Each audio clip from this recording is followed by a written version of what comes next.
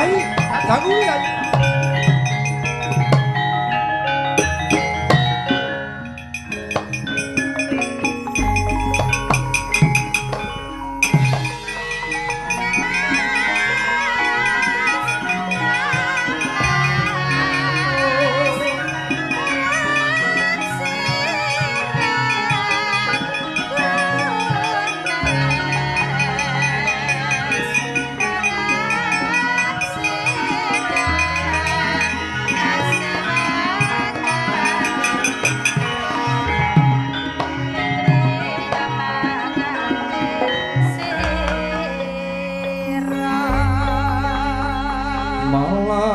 Ludira kawang-wang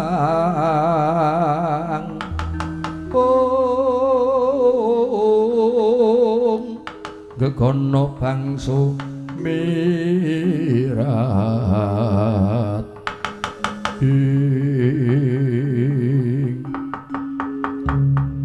dadosaken bombong bubuk wirawaning manah kula sak rawuh paduka Koko Prabu Ndarawati ngaturaken pasegan perembage pangabekti kula mugi konjuk niyang sukma sasmitaning sundhong sekaring bawuna langgeng sinugi datan awrat Yai Puntadewa nampi pangestawanipun Yai Prabu Raharja lampahipun pun kakang taklin kula katambiya sanget anggen kula mundi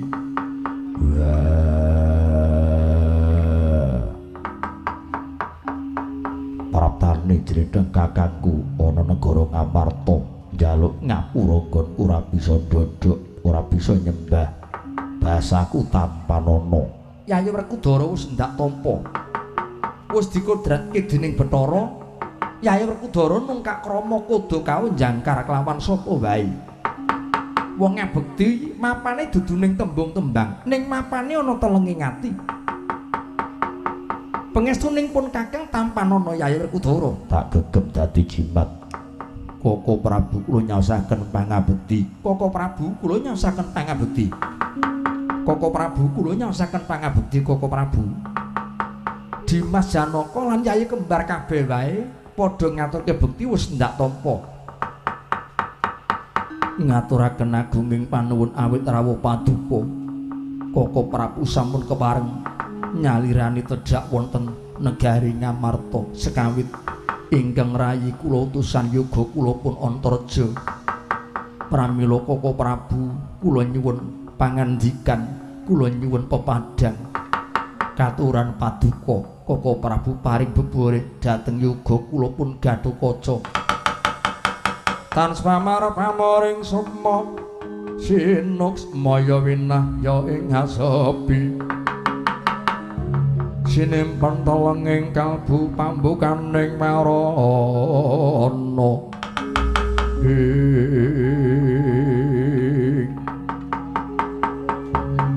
kepareng pun kakang kula badhe munjuk atur dhateng kadang-kadang kula para Pandhawa linangkung dhateng Yayi Puntadewa inggih kados pundi Koko Prabu betakipun pun kakang ngayomi dhateng kadang kula para Pandhawa betakipun pun kakang tresnani dhateng yoga kula pun Gatotkaca satemah pun kakang minggah dhateng kayangan Jonggring Saloka inggih kayangan Suralaya saperlu nyuwun pusada murih yoga kula saged malih Majati jati katembahan mulya Yayi Punta keparingipun Eyang pukulun jagat Girinata ingkang raka kula nampi sarat sarana waluyanipun Gatotkaca inggih menika Kendhaga ingkang ing Siwahyu topeng waja Kendhaga ingkang ing Siwahyu topeng waja kasinggihan mekaten Yayi Punta lajeng Kendhaga ingkang ing Siwahyu menika mau dayanipun menapa lumantar Kendhaga ingkang ing Siwahyu topeng waja menika dados syarat sarana waluyanipun yoga kula pun Gatotkaca satemah Kendhaga ingkang ing Siwahyu menika kula sawataken sampun ngantos kagiat kelenggan menika wahyu topeng waja sampun manjing wonten raganipun yoga kula pun Gatotkaca Yayi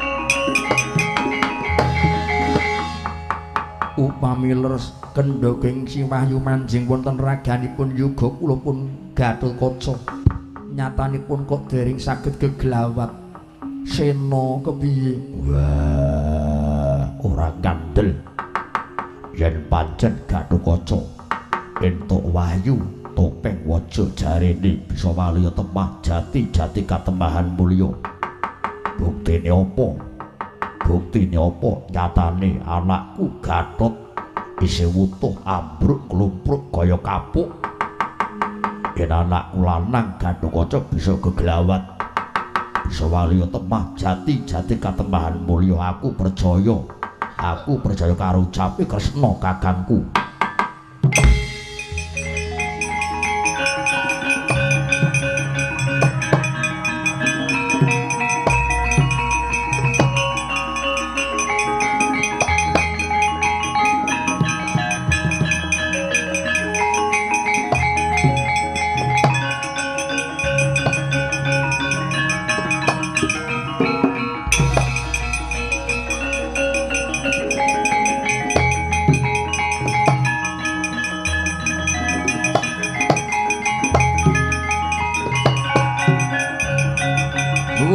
Nuwun.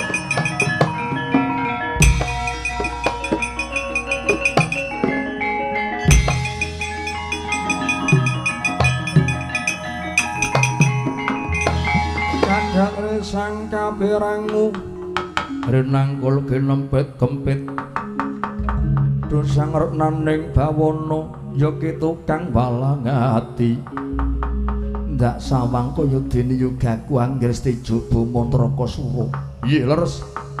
Paman Prabu Puntadewa kula ingkang nderek sowan. Amit sewu nyuwun pangapunten.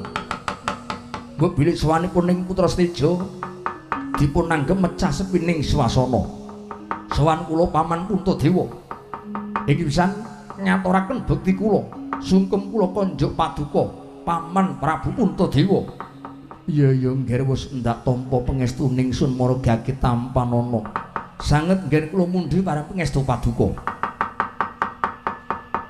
Dungkap dengkung wigatos kula marak sowan saperlu kula nampi pawartos.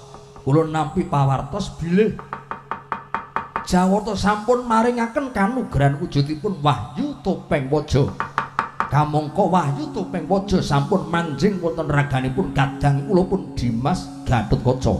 Mila Paman Prabu nuwun sewu. Rening pengangkah kula kepengin ngetingalaken dharma bukti kula kanthi cara kepengin nyena pateni pepundhen kula para Pandhawa benjang panci Bharatayuda Jaya binangun. Ewa semanten semunipun pepundhen kula Paman Puntadewa sakadang anggadang-gadang kadang kula Gatotkaca ingkang badhe kapacak dados senopatinipun para Pandhawa. Rening steja kula nggadahi gegayuhan. Dimas Gatotkaca ugi nggadahi gegayuhan. Nanging rening kelenggar menika Dimas Gatotkaca menika nandhang raga gerah santer mongko mboten saged waluya temah jati mboten saged jangan. Paripaksa kalenggan senopatinipun para Pandhawa badhe kula suwun. Kalenggan senopatinipun Pandhawa badhe kula suwun steja ingkang badhe dados senopatinipun para Pandhawa.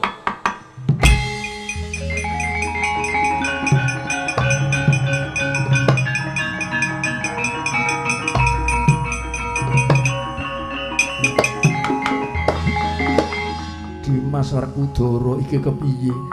Yen ngantu-antu waluyane anakmu lanang Gatotkaca iya yen bisa waluya temah jati la yen ora mongko pengangka sadurunge wanci pledhek ing Surya wis ana wisudan senopati. Mula kang saka iku Dimas Werkudara rening iki magepokan kelawan anakmu lanang Werkudara aja diaranipun kakang nglangkai marang panguwasane Yayi Werkudara. Mula prayogane Purba lan Wasesa tak pasrahke Dimas Werkudara.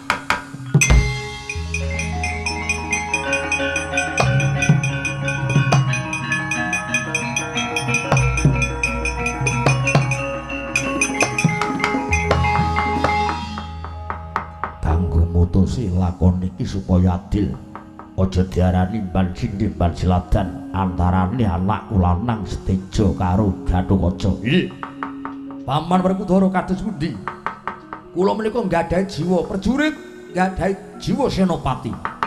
Gatotkaca kok diantu-antu, mongko Gatotkaca mboten badhe waliya ning malah pangras kula badhe dumugi ning Antaka. Mila mumpung dereng lajeng Seteja nyuwun dipun wisuda kula dados senopati. Mengko dhisik. Saiki nadyan anakku Gatut lara.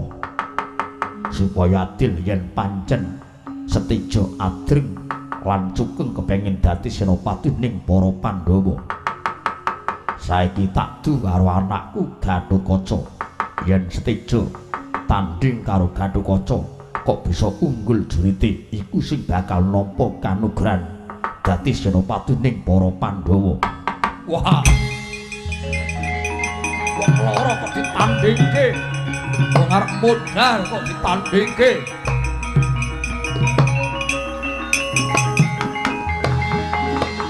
Paman Werkudara amit sewu. Kadang kula Dimas Werkudara menika nandhang sakit. Gatotkaca menika nandhang raga kok badhe dipun tandhingaken. Wis ora dadi apa yen pancen ora iso mari supaya mudhar sisan gawe.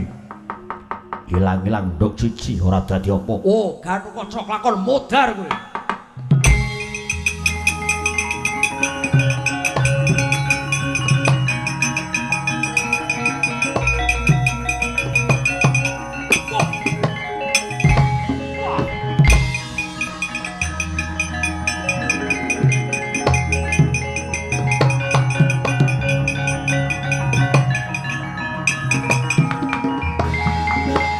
Dateng Yayi Puntadewa, Dimas Werkudara lan para kadang Pandhawa.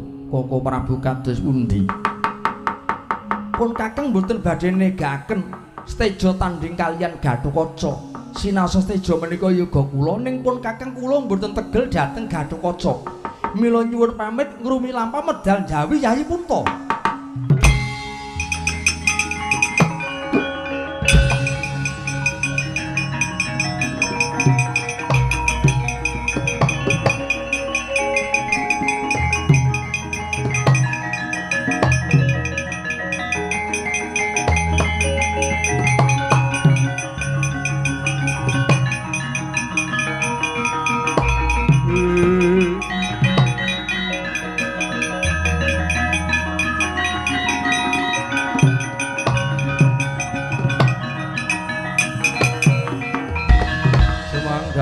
Sesumbar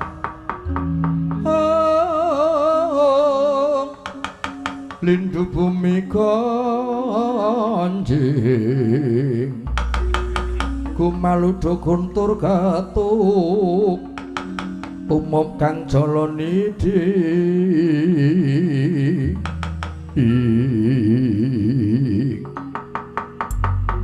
wisanggeni praptamung lonjong botol Siwa Puntadewa, Siwa Werkudara lan Rama Janaka. Amit sewu Siwa Puntadewa kepareng wisanggeni bakal matur. Ku arep darbi atur apa margake matura. Aja nyelo-nyelo. Mundak nyuwen-nyuweni. Siwa Werkudara ora, mung saperlune wae nggonku matur. Yen Siwa Kresna ya Siwa Ireng kok rawuh ning papan kene ngaturke nyuwun kanugrahan wahyu topeng waja arep di pasrahke Kakang Gatotkaca merga ngayomi karo Pandhawa. Kuwi mung pinter micara. Kuwi mung lame samudana. Lho kok semune wisanggeni kowe ora percaya? Kowe kok cubriya. Kowe ora percaya karo wong tuwa. Ngene wae. Luwih ngerti wisanggeni tinimbang Siwa Punta lan Siwa Werkudara. Sejatine Siwa Kresna kae nggone sowanane kayangan sing arep diparingi kanugrahan dudu Kakang Gatotkaca ning Kakang Seteja. Kowe kok bisa ngucap kaya ngono? Buktine apa nggih wisanggeni? Buktine wong aku ngadang tengah dalan Siwa Kresna memba wujud dadi kaki abiyasa. Tak jaluk kendhagane ora dikewarengke, suwining-suwi tak uyak kendhagane malah diuncalke. Tegese memba wujud dadi kaki abiyasa pamrihe mayungi nulungi Kakang Seteja ning aja nganti kawistara dening para Pandhawa.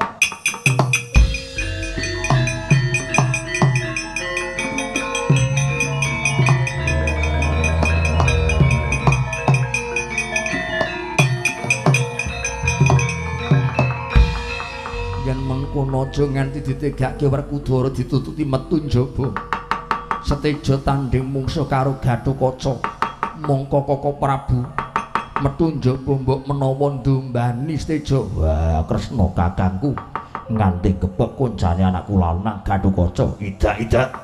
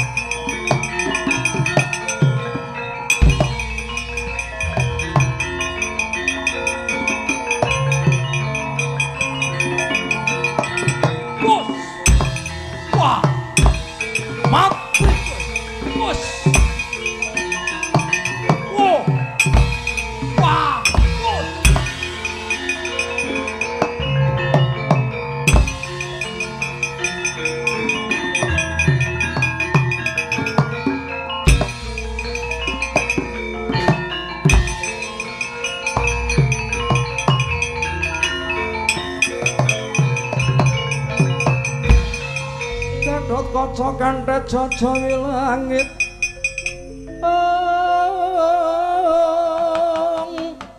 yen tandanganing gegono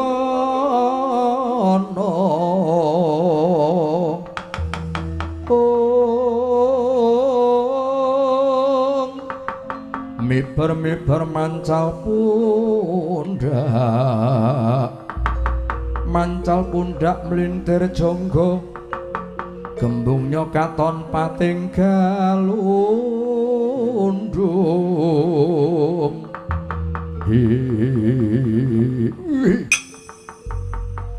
Kadangipun Kakang Gatotkaca kowe meh modar, kowe meh mati, lah kok iso tangi? Ki mung ngatang-atang kaya bathang, lah kok iso tangi? Gatotkaca, Kakang Seteja piye? Sumurupa sejatine Gatotkaca aku ora nandhang lara, aku ora nandhang raga, nanging nggonku meneng wae nganti kuru ragaku. Aku nglakoni tirakat tapa brata nyadong tumuruning Kanogra. Wedyan. Wah. Ora ngajar iki.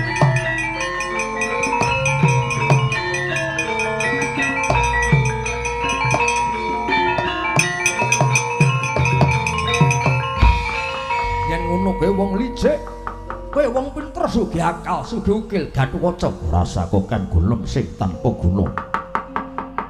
Haraning wahyu topeng waja manjing ning ragamu kowe manuta. Kowe tak pateni, tak tengkel-tengkel kuwandamu. Gatotkaca mati pun Kakang entuk gawe aku sing entuk wahyu topeng waja. Tegese pun Kakang sing kelakon dadi senopati ning para Pandhawa. Maju gimbal ndasmu.